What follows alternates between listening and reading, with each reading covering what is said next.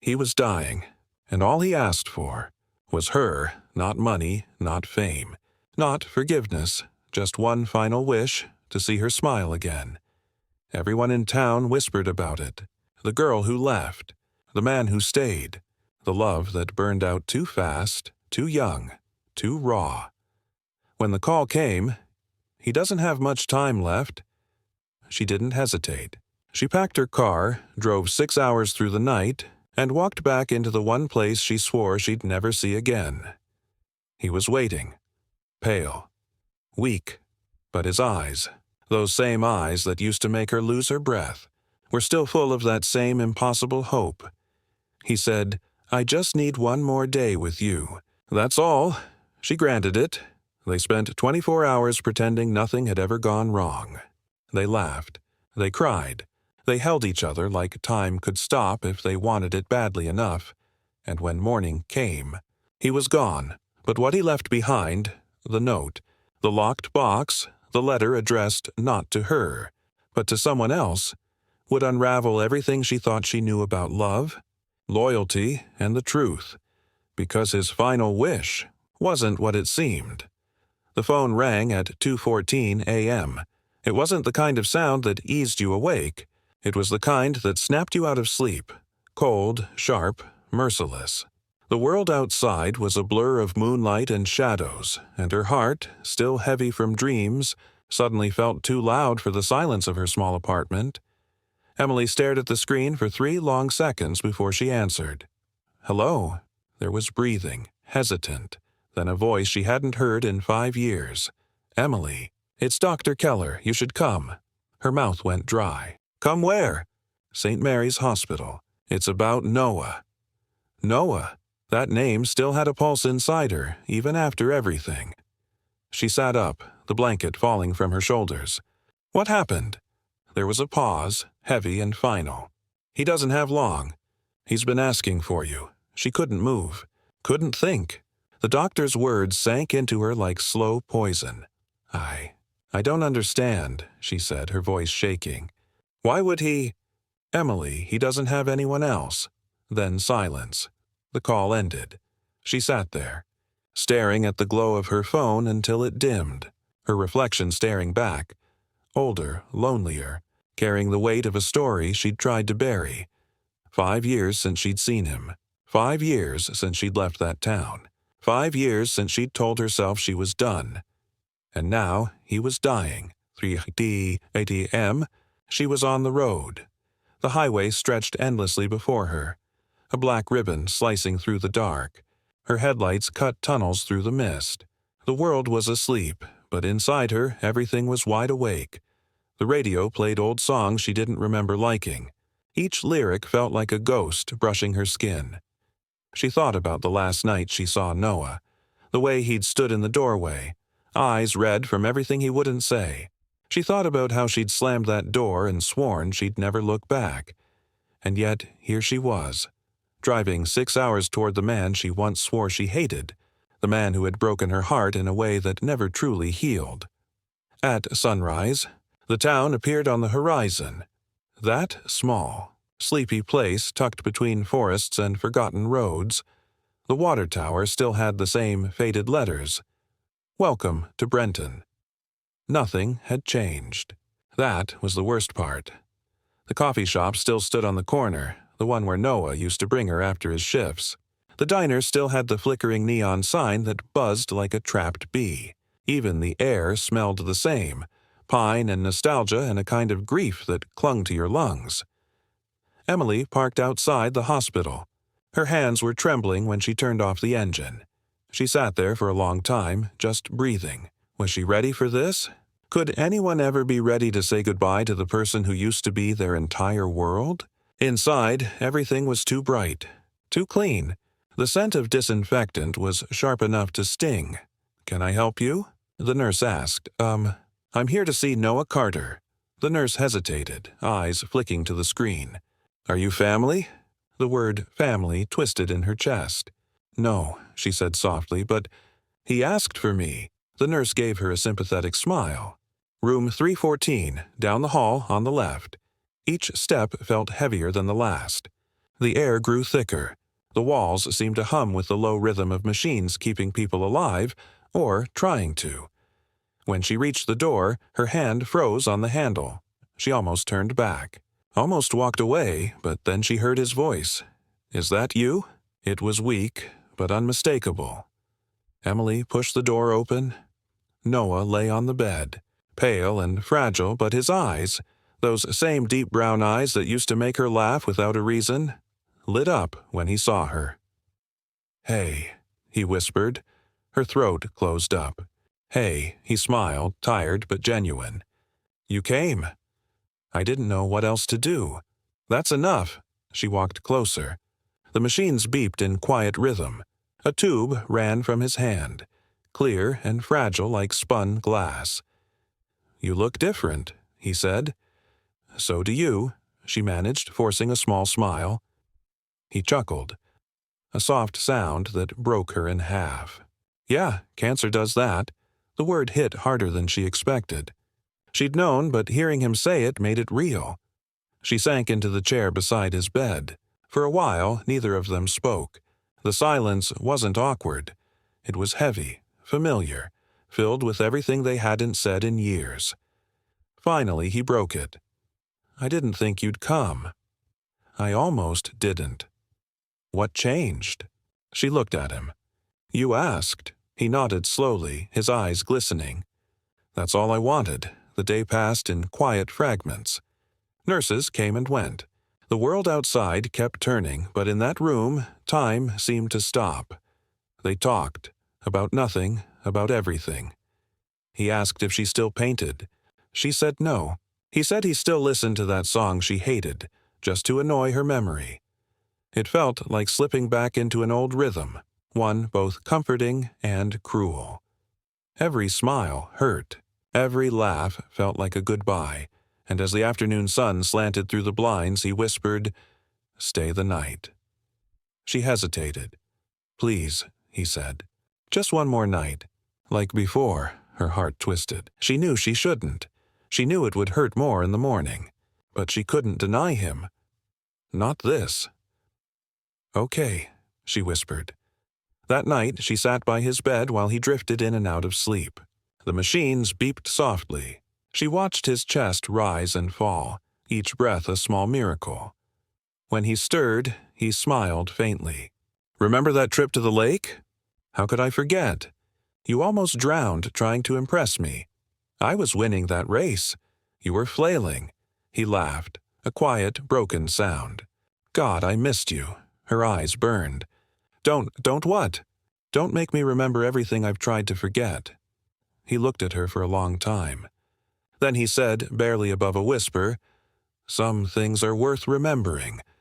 She didn't respond, but she reached out, took his hand, and held it until he fell asleep.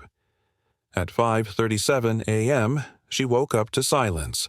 The machine that had been beeping all night was still. "No," she said, standing up. "No, no, no." Doctors rushed in. Nurses filled the room. But she already knew. Noah was gone. She stood frozen as they tried, failed, and finally stopped. The air felt heavy, unreal. A nurse gently guided her outside. "We'll take care of him." Emily nodded, numb. She wandered through the empty hallway until she found herself in the hospital chapel. Small, quiet, filled with the faint scent of candles. She sat on the bench, hands trembling, and let the tears fall. He was gone, just like that. And yet, even as the grief began to settle like dust in her lungs, she couldn't shake one thought. Why had he wanted to see her? Why now? 2 days later, she found out. When she returned to collect his things, the nurse handed her a small wooden box. "He said you'd know what to do with this," the nurse told her. Emily turned it over in her hands. It was old, carved with initials, NC, and locked with a brass clasp. Inside the box was a single envelope with her name on it. Her breath caught as she tore it open. The letter inside wasn't long, just a few sentences written in his familiar looping handwriting. "Emily, if you're reading this, it means I'm gone.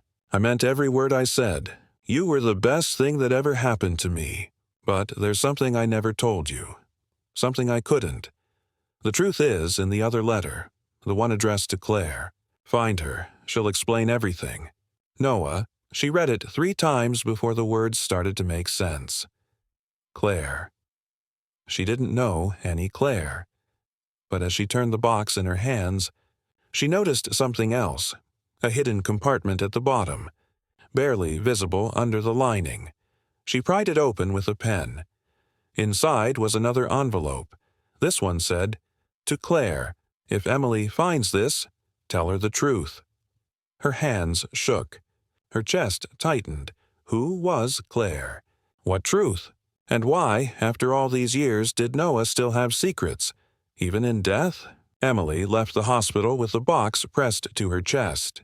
The morning sun was too bright, too cruel. The world moved on like nothing had happened.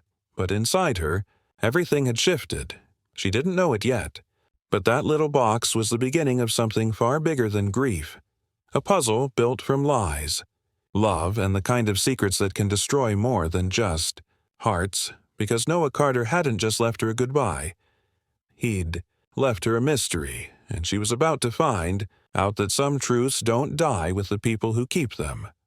The box sat on the passenger seat the entire drive home, silent but heavy with questions. Emily couldn't stop glancing at it, as if it might open itself and offer an explanation. Every mile between the hospital and her apartment felt longer than the last.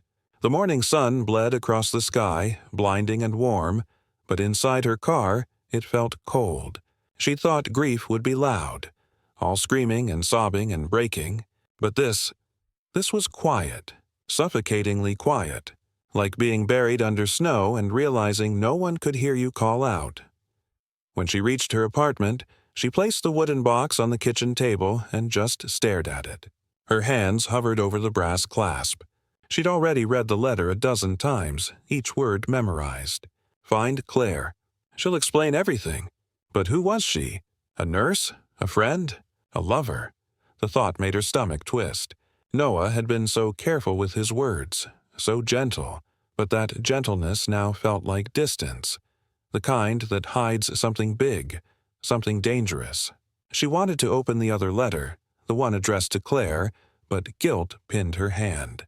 It wasn't hers to read. Not yet, maybe not ever. And yet the curiosity burned hotter with every passing second. She picked up her phone and typed Claire Brenton Hospital into the search bar. Nothing. Claire Carter. No results. She tried Noah Carter relatives. Still nothing. The internet offered silence. The same kind of silence that had followed her since that phone call. She ran her fingers along the wood grain of the box. Noah had carved it himself years ago. She remembered the night he made it. They'd been sitting in his father's garage, the air thick with the smell of cedar and oil, and he'd laughed when he burned his initials into the lid. "It's for something important," he'd said. She'd rolled her eyes back then. But now it felt prophetic. He must have known even then that someday this box would matter. Emily stood, pacing the small kitchen. Find Claire! His handwriting echoed in her mind. The name felt familiar and foreign all at once. She sat down again and flipped the box over. Maybe there was more. Maybe another clue. That's when she noticed it. Faint pencil markings along the underside of the lid. A phone number, barely visible. Her pulse quickened. She grabbed her phone and dialed before she could think. It rang twice. Then, a voice. "Hello?" It was soft, cautious, a woman's voice. "Hi," Emily said quickly, her throat tight. "I'm sorry to bother you, but my name's Emily Hayes. I think we have a mutual connection." Noah Carter, silence. Then a sharp inhale. "You found the box." Emily froze. "You know about the box?" "Yes," the woman said quietly. "He told me you would." "Where are you?" "Home," Emily said. "Who are you?" "My name's Claire," the woman replied. "And we need to talk." They met that afternoon at a cafe halfway between Brenton and the next town over. It was the kind of place where time didn't move. Old jukebox peeling wallpaper, waitresses who called everyone Hoon. Emily sat in the corner booth, fingers curled around a mug of untouched coffee. When the door chimed, she looked up. And there she was. Claire was younger than Emily expected. Late 20s, maybe. Shoulder-length auburn hair, a kind of calm about her that felt almost practiced. She spotted Emily immediately and walked over. "You're Emily," she said, sliding into the booth. "And you're Claire." They studied each other for a moment, strangers bound by a man neither of them could let go of. Claire set her purse down and sighed. "I wasn't sure you'd call." "I almost didn't," Emily admitted. "But he said you'd explain everything." Claire looked out the window for a long moment, then back at her. "You were the one he couldn't forget." The words hit like a punch. "What do you mean?" Claire hesitated. "I met Noah 3 years ago. He came into the clinic where I worked, not for treatment, but to volunteer. He said he wanted to help, said he'd made mistakes and wanted to do something good before it was too late." Emily's heart thudded. "You worked with him?" "Yes, for almost 2 years. So you were—" "No," Claire interrupted, shaking her head. "Not like that. He loved you, Emily. I knew that from the beginning." Emily looked down at her coffee, unsure whether to feel relief or guilt. "Then what is all this? What did he want me to know?" Claire reached into her purse and pulled out an envelope. The same one Emily had found, now opened. "He told me to keep it until you came." Emily stared at it. "You read it?" Claire nodded slowly. "He wanted me to." "Then tell me," Emily said, her voice trembling. "Tell me what this is all about." Claire took a deep breath. "Noah didn't just get sick out of nowhere. The cancer, it wasn't random. He'd been hiding something. Something that ate at him for years before the diagnosis." Emily frowned. "What are you talking about?" "There was an accident," Claire said quietly. 5 years ago. Emily's blood ran cold. "The fire?" Claire nodded. "The one at the lumber mill. Everyone thought it was a faulty wire. It wasn't." Emily's voice dropped to a whisper. "What are you saying?" "Noah caused it." The words hung between them, heavy and cruel. Emily shook her head. "No, that's not possible. He wasn't even there that night." "He was," Claire said. "He told me everything. He went back to get something he wasn't supposed to have. Some documents from his boss's office. He thought he'd left the heater on low, but it caught on a solvent. By the time he realized it was too late." Emily's hands trembled. "People died, Claire. 3 people." "I know," Claire said softly. "He never forgave himself. That's why he left Brenton for a while. That's why he came back different. The guilt was killing him long before the cancer did." Emily pressed her palms to her eyes. "Why didn't he tell me? He said he couldn't bear for you to see him as the reason for what happened. He said you deserved better than a man who destroyed everything." Tears stung Emily's eyes. "So that's why he pushed me away," Claire nodded. "He wanted you to move on, but he never did." The cafe felt smaller suddenly, the air thicker. Emily couldn't look at her. She just stared at the letter between them, still sealed, untouched by her hands. "What else did he tell you?" Claire hesitated, then said, "He had another secret. One he made me promise not to reveal until after he was gone." Emily's chest tightened. "Another?" "He didn't want to die without setting things right," Claire said. "He started a trust fund with the insurance money from his job, for the families of the victims. He'd been quietly sending payments every month." Emily blinked. "He was paying them?" "Trying to, at least. But he didn't put his name on it. He didn't want recognition. He said redemption wasn't about being seen. It was about being forgiven, even if no one ever knew." The tears came silently. Emily didn't try to stop them. "He was still trying to fix it," she whispered. Claire's eyes softened. "He was." They sat there for a long time, the silence between them not hostile now, just heavy with shared loss. Finally, Emily reached for the letter.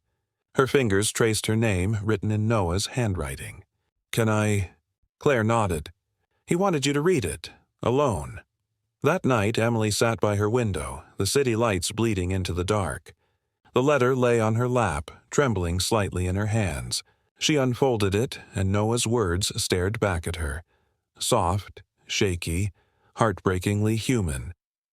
"Emily, if you're holding this, it means I finally ran out of time. I don't know if I deserved your forgiveness, but I needed you to know the truth. I caused the fire. I didn't mean to. I thought I could fix it before anyone got hurt. I was wrong. I lived with that mistake every day, and it ruined everything good in me. I left because I couldn't watch you carry my guilt, too. You were my light, Em. But sometimes the only way to protect the light is to keep it away from the fire. Claire helped me when I couldn't help myself. She never replaced you. No one could, but she showed me how to stop hiding from what I'd done. She told me to tell you the truth, but I was too much of a coward. I thought maybe, if I could make peace before I died, I'd finally be able to forgive myself for losing you. If there's one thing I've learned, it's that love doesn't end when people do. It changes shape, but it doesn't die. So if you ever think of me, don't think of the fire. Think of the lake. Think of the way we laughed that night when we thought the world was ours. That's who I want to be in your memory. I'm sorry, Emily, for everything. Noah. She read it once, twice, again, until the ink blurred through her tears. Her chest ached, but it wasn't anger anymore. It was something deeper, sorrow tangled with understanding. He'd been carrying this alone all those years. The guilt, the shame, the silence. And all the while she'd been hating him for walking away, never realizing he'd been trying to save her from the same pain that was killing him. The next morning, Emily drove to the lake. It looked exactly as it had years ago. Calm, endless, wrapped in fog. The same dock where they'd carved their initials into the wood still stood, weathered but strong. She sat on the edge, letter in hand, and let the quiet settle around her. For the first time in years, she felt close to him. She whispered, "You should have told me." The water lapped gently against the posts, as if answering. She folded the letter, slid it back into the envelope, and placed it in the water. It floated for a few moments, then sank, disappearing into the depths. "Goodbye," she said softly, but it didn't feel like goodbye. Not really. It felt like release. As she sat there, the wind brushed her face, warm and light. Somewhere in the distance, she thought she heard laughter. Faint, familiar, impossible. And for the first time, she smiled. When she returned to her car, she noticed something she hadn't before. A small note tucked under the driver's side wiper. It was written on hospital stationery. She frowned, unfolding it. "Emily, there's more you need to know. Meet me tomorrow 9 a.m. behind the old mill. Don't tell anyone." Cher pulse spiked. Claire? Why would Claire leave a note like this? And what else could there possibly be to know? Emily's fingers trembled as she read it again. Something about the handwriting looked off, sharper, rushed. Not like Claire's calm script from before. A chill ran through her. Maybe she didn't know the full truth yet. Maybe Noah's secrets didn't end with him after all. The sun hadn't even risen when Emily woke up.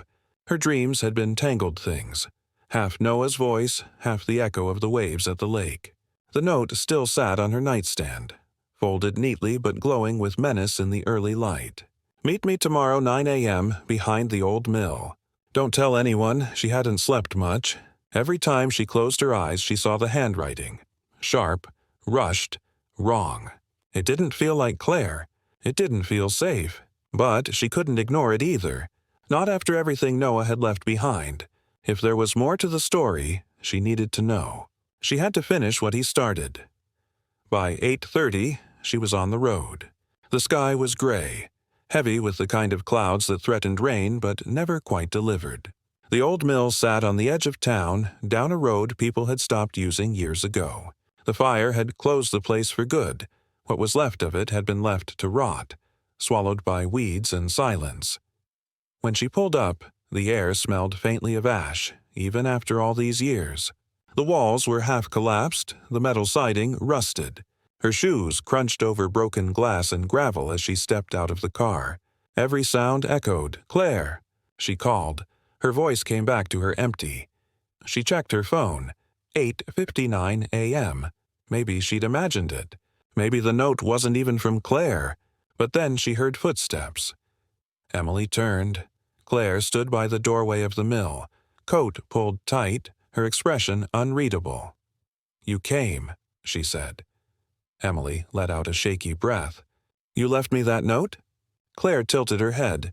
What note? Emily's blood went cold. You didn't? No, Claire said. I didn't write to you. They stared at each other, the silence between them crackling. Then who did? Emily whispered. Claire looked past her, toward the shadowed skeleton of the building. Maybe you should see this. They entered through a broken side door. Dust hung in the air, catching the pale light that filtered through shattered windows. The place was a graveyard of memories. Charred beams, twisted metal, the ghosts of machines that had once hummed with life. Emily's stomach churned. Why are we here? Because, Claire said quietly, Noah wasn't the only one who knew what really happened that night. Emily froze. What do you mean? There was someone else here when it happened. Who? Claire hesitated. His brother. Emily blinked. Noah didn't have a brother. Claire turned to her. He did. Half-brother, different mothers. He didn't talk about him because he blamed him for everything. The world tilted for a second. You're lying. I wish I were, Claire said. His name's Ethan. He worked here too. They were on the same shift that night. Emily took a step back. Why wouldn't Noah tell me that? Because Ethan disappeared after the fire, Claire said. And Noah believed it was his fault. Her pulse roared in her ears. You're saying Ethan might still be alive? Claire nodded. He is. I've seen him. Emily's throat went dry. When?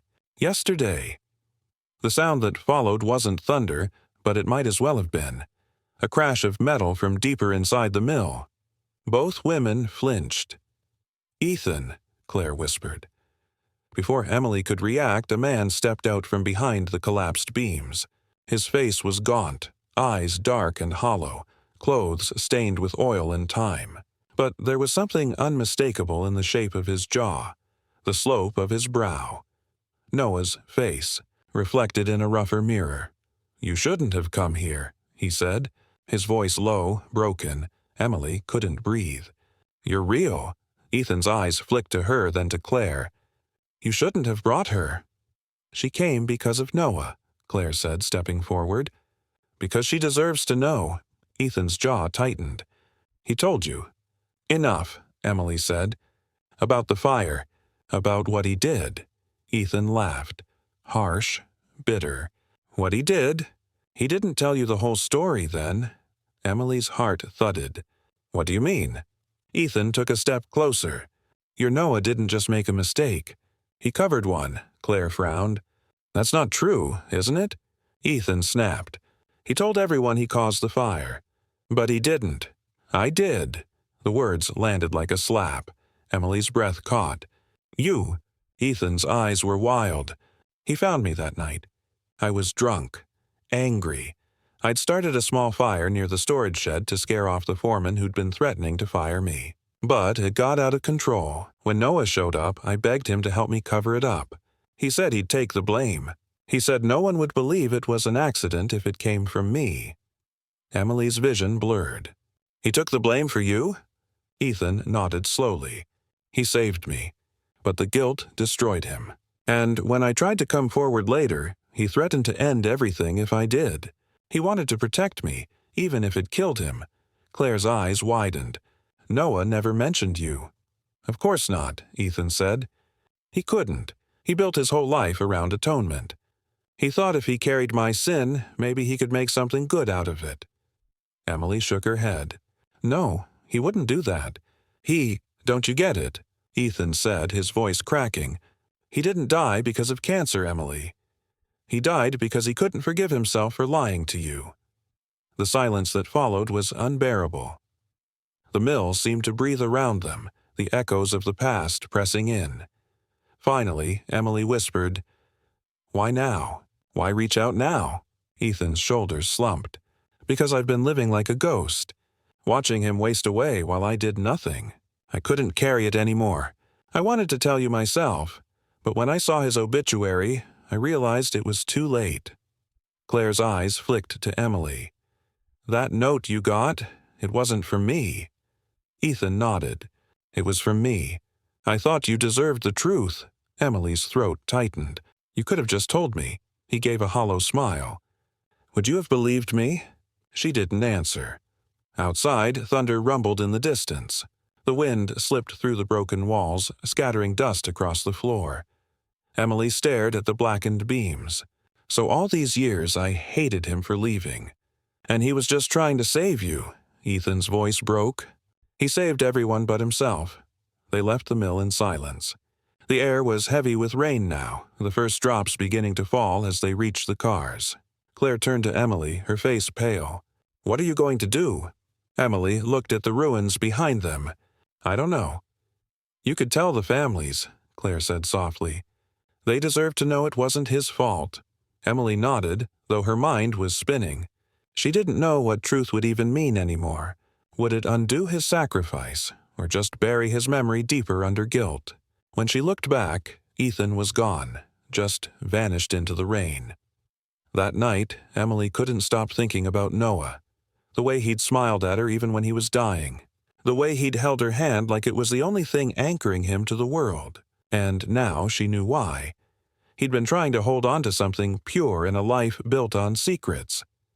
She went through the box again, searching every inch, as if some part of him had left a clue for this too. That's when she noticed a folded photograph wedged behind the lining. One she hadn't seen before. It was old, the edges frayed. Noah, younger, standing beside a boy who looked just like him. Ethan. The caption on the back was written in Noah's hand. For when it all makes sense. Tears stung her eyes. It didn't make sense, not yet. Maybe it never would. But one thing did become clear. She couldn't keep running from the truth anymore. She picked up her phone and dialed a number she hadn't in years. When Dr. Keller answered, her voice was steady. "Doctor, I need to ask you something." "About Noah's case." There was hesitation. "Emily, what's this about?" "I need to know," she said. "Was it really cancer?" A long pause. Then the doctor sighed. "Emily, there were complications. The cancer was real, but the cause wasn't what he told you." Her heart stopped. "What do you mean?" "There were chemicals in his system, the same kind used in industrial solvents.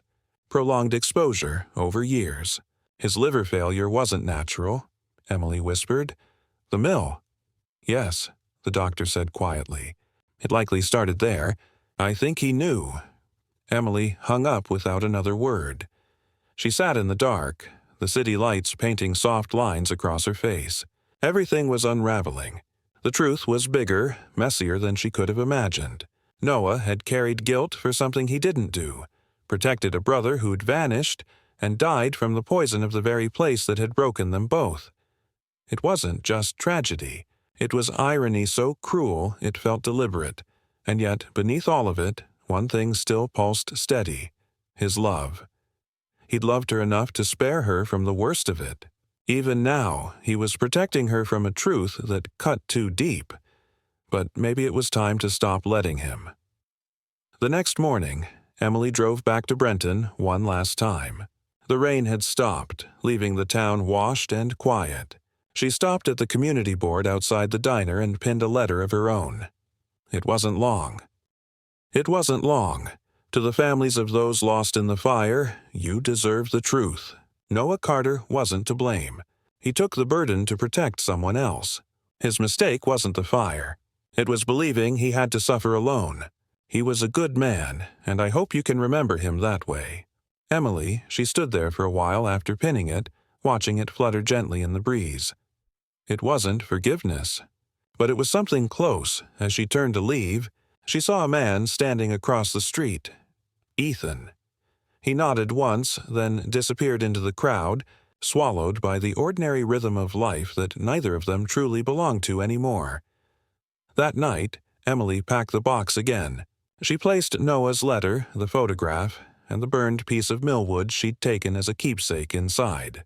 Then she locked it and set it on her shelf. She whispered, "You're free now."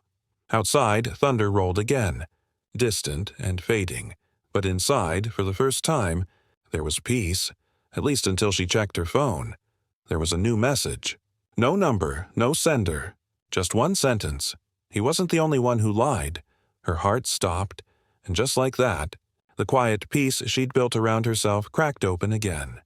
The message burned in her mind long after the screen went dark. He wasn't the only one who lied. It was simple. 8 words. But it shattered everything she thought she finally understood. Emily sat on the edge of her bed, the shadows from the city lights crawling up the walls. Her chest felt tight, her hands cold. She'd already buried him, forgiven him, tried to make peace. Now it felt like someone had ripped open the grave again. She tried to trace the number, but it came up blank. No caller ID, no record, no trail. A ghost. Just like Noah. Just like Ethan. At first, she thought it might be Ethan, some cruel twist to drag her deeper into the past. But no, the tone was different. The words felt intimate. Someone who knew her, knew Noah. Someone close. She scrolled through her contacts, then froze on one name. Claire. The thought struck like lightning.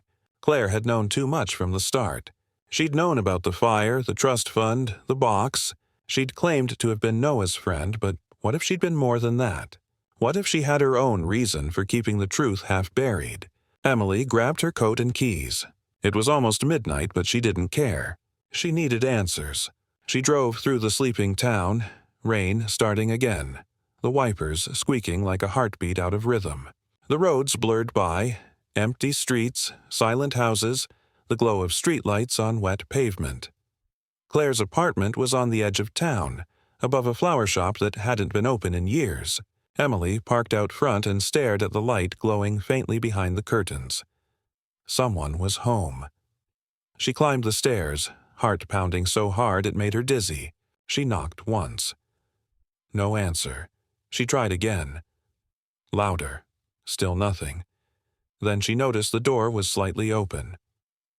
"Claire!" She called softly. She pushed the door open. The apartment smelled faintly of lavender and dust. The light came from a lamp near the sofa, where papers were spread across the table in organized chaos. Letters, receipts, a photo of Noah smiling in a hospital gown, and beside it, another photograph. Her. Emily froze. It was a picture of her at the funeral, standing by Noah's casket, tears streaking her face. Someone had taken it from a distance. "What the hell?" she whispered. "You shouldn't be here," a voice said behind her. She turned. Claire stood in the doorway, rain dripping from her coat, eyes unreadable. "I tried to tell you to stay out of it," Claire said quietly. "But you wouldn't listen." Emily's pulse raced. "You sent that message?" Claire didn't answer. She walked past her, tossed her wet coat aside, and gathered some papers from the table. "You weren't supposed to find out this way." "Find out what?" Emily demanded. Claire sighed, looking exhausted, older somehow. "That Noah wasn't the only one keeping secrets." "I was, too," Emily's voice cracked. "What are you talking about?" Claire looked down at the papers, then back up.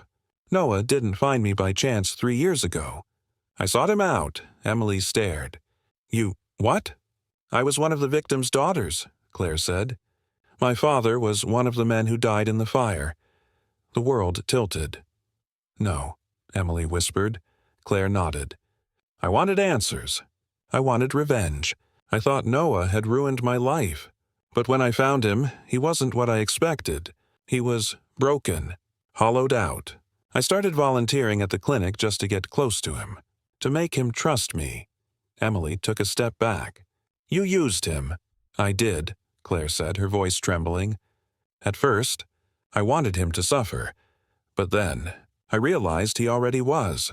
Every day, he came in with flowers for patients, or stayed late to clean up blood spills just to feel useful. He didn't hide from his pain. He carried it like punishment." Emily's stomach twisted. "So you felt sorry for him?" "I forgave him," Claire whispered. "And that's when I made the biggest mistake of all." "What mistake?" Claire looked her dead in the eye. "I fell in love with him." The words echoed in the small room. Emily felt her knees weaken. "You loved him?" Claire nodded slowly. "I didn't mean to. But I did. And he—" She paused, voice breaking. "He couldn't love me back. Not the way he loved you." The air between them thickened. Emily could barely breathe. "So," Emily said quietly, What was the lie? Claire picked up one of the letters from the table and handed it to her. He didn't write that trust fund letter. I did, Emily blinked. What? He told me he wanted to make things right, but he was too sick to do it himself. So I forged his signature, set everything up, and sent the payments under his name. Emily stared at her. You lied to me. To everyone. I did it for him. Claire snapped. He was dying. He didn't need more guilt. He needed peace. I wanted to give him that. Emily's voice shook. You manipulated his memory. Claire's eyes filled with tears. No, I honored it. They stood in silence, the rain outside tapping like restless fingers against the glass. Finally, Emily said, You should have told me. Claire wiped her face. I couldn't. You were his real love story, Emily. I was just the ending. For a moment, neither of them moved. Then Emily noticed something else on the table.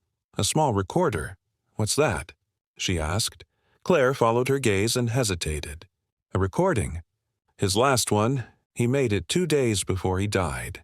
Emily's throat tightened. And you didn't think to give it to me? I didn't think you were ready. Play it, Emily said. Claire hesitated, then pressed play. The recorder hissed softly, then came Noah's voice, weak but unmistakably his. Claire. If she comes, tell her I'm sorry. Tell her I tried to fix it, but the truth got too tangled. I wanted to tell her everything, but I was afraid. Not of her. Of what she'd think of me. I thought maybe if I left her something good, she'd remember the best parts of us. But if she's listening to this, Emily, I need you to know something. The fire wasn't an accident. But it wasn't just Ethan's fault either. We were both there. We both made choices. And the one who paid the price wasn't either of us. The recording clicked off. Emily stood frozen. What does he mean, wasn't either of us? Claire looked away. I think he meant my father. Emily shook her head. No, that doesn't make sense. Maybe it doesn't, Claire said softly. But maybe that's why he wanted you to have closure, not answers. Because some truths don't fix anything. Emily left without another word. Outside, the rain had stopped, but the clouds still hung low and heavy. She drove aimlessly, the road a blur of grief and fury. Every word from that recording replayed in her head like a heartbeat. The one who paid the price wasn't either of us. It wasn't just guilt. It was something else. Regret sharpened into confession. She didn't even realize where she was going until the landscape opened up before her. The lake. The same lake where she'd said goodbye. The same water that had swallowed Noah's letter days before. She parked the car, stepped out, and walked to the dock. The sky was bruised with twilight, the surface of the water glassy and still. She sat down and let the wind tangle through her hair. Her reflection stared back, fractured by ripples. You lied to me, she whispered, but she wasn't sure if she meant Noah, Claire, or herself. For a long time, she said nothing. Then she pulled her phone from her pocket and played the recording again. This time, she listened not to the words, but the spaces between them. The small pauses, the muffled sounds, the faint background hum, and then she heard it. A cough, not Noah's. A deeper voice, distant but clear. Ethan. He'd been there. Emily's heart lurched. She rewound the recording, listening again, this time catching a faint phrase under the static. Turn it off. She doesn't need to know. Her stomach dropped. Ethan had been there when Noah recorded his final message, which meant Noah hadn't died alone, and maybe Ethan had more to do with this than anyone realized. She stood, adrenaline cutting through the fog of grief. She called Claire's number, but it went straight to voicemail. She drove back toward town, faster now, the world outside a blur. The mill came into view again, dark, empty, abandoned. But as she pulled up, she saw a flicker of light inside. Her breath caught. She got out of the car and approached quietly. The door was open this time, the same door she and Claire had used days before. Inside, the air was thick with damp and oil. A single lantern sat on a crate, and beside it, Ethan. He looked up as she stepped inside. You figured it out, he said softly. Emily's voice was sharp. You were there when he recorded that message. Ethan nodded. I was. Why? Because he asked me to be. Why would he? She stopped. You helped him lie. Ethan sighed. He wanted to protect you. He wanted to protect everyone. But the truth doesn't care about protection. Emily's hands curled into fists. So what's the real truth, Ethan? What haven't you told me? He hesitated. The fire wasn't started by me or Noah. It was started by your father. The words hit her like a physical blow. My what? Ethan's eyes softened. Your dad worked at the mill, too. He was there that night. He lit the solvent heater to burn off old waste. Something went wrong. The system exploded. Noah found him trapped and tried to save him. He couldn't. Emily staggered back. No, that's not possible. My father died before the fire. Ethan shook his head. He didn't. He changed his name. The company hid it to avoid liability. Noah discovered it years later and kept it from you. He thought it would destroy you. The room spun. The air felt too thin. You're lying, she whispered. I wish I were. Ethan stepped closer, holding out a folder. Proof, the old reports, payroll records. Your father's signature, it's all there. Emily's hand shook as she took it. The papers were yellowed, brittle, but the name was there. John Hayes, her father's real name. Everything inside her cracked open. The story she'd believed her whole life. The man she'd mourned. The love she'd lost. The guilt she'd carried. It all twisted into something unrecognizable. Her father had caused the fire. Noah had protected his secret. Ethan had buried it. Claire had rewritten it. Every single one of them had lied. The storm finally broke outside. Thunder rolling like distant grief. Emily sank to her knees, the folder falling from her hands. Why would he protect me like that? Ethan's voice was quiet. Because he loved you. And he thought love meant shielding you from pain. She looked up at him, tears blurring her vision. But all it did was make it worse. He nodded. That's what lies do. For a long time neither spoke. Rain hammered against the roof, washing soot from the windows. Finally, Ethan said, What will you do now? Emily wiped her face. Tell the truth. The next day, the Brenton Gazette ran a story. New evidence clears Noah Carter in 2018 mill fire. The article detailed the truth, her father's involvement, the cover-up, the false blame that followed. Ethan had come forward, signed a statement, turned over the documents. The town that once cursed Noah's name now mourned him all over again. But Emily didn't feel relief. Not exactly. She felt something quieter, deeper, like the air after a storm. She stood at the lake again, watching the sunrise burn gold over the water. In her hands was one last letter, written by her to Noah. You wanted me to remember the lake. I will. I'll remember that night, the laughter, the way you looked at me like we were the only two people left in the world. But I'll also remember the truth. Not the lies we told to protect each other, but the love that survived them anyway. You're forgiven. And I hope, wherever you are, you finally are too. She folded the letter and let it drift onto the water. The current carried it slowly, tenderly, away. This time, she didn't cry. Because for the first time she wasn't saying goodbye. She was saying enough. Some truths don't set you free. They change who you are. Emily thought the story ended when Noah died. That love could be buried, boxed, and left behind. But what she learned was something deeper. Sometimes the past doesn't stay quiet until it's been heard. And when it finally speaks, it doesn't whisper. It roars. Noah's secret wasn't just about guilt. It was about love. The kind that sacrifices, hides, and breaks itself to protect someone else. Claire's lie wasn't cruelty but desperation to give meaning to pain. And Emily's father, his shadow was always there, waiting for the light to reach him.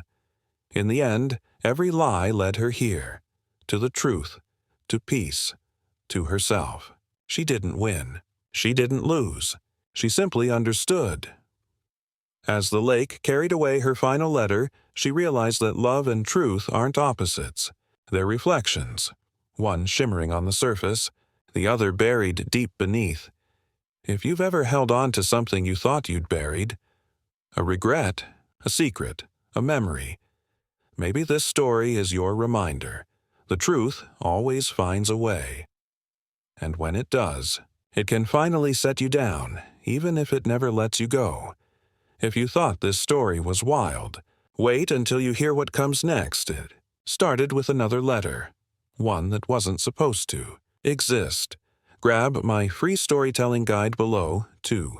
Learn how to craft stories that make people feel this deeply before the next story drops, because the next one, it's about the woman who found a letter in her mailbox from her future self